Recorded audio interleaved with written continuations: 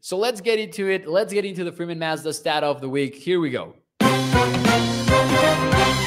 Let's talk about Damon Clark.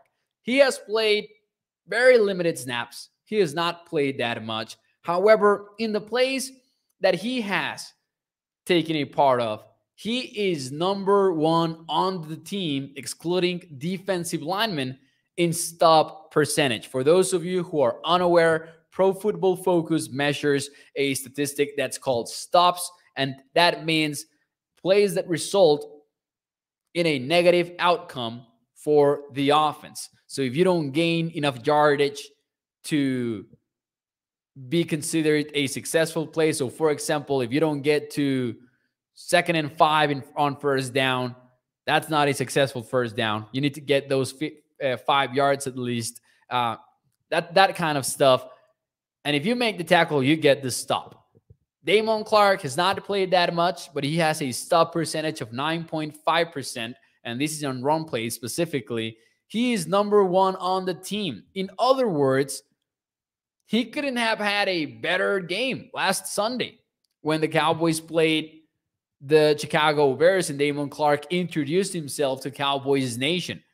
And it turns out that Anthony Barr did not practice today. He was the one player on the Cowboys roster that did not manage to practice.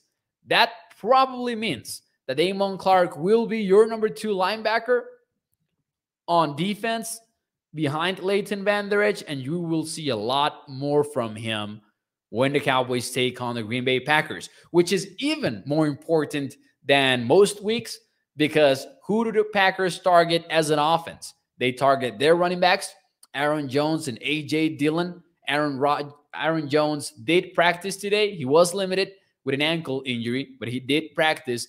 And tight ends. They also target their tight ends. That's what you do when you don't have top-tier wide receivers at your disposal.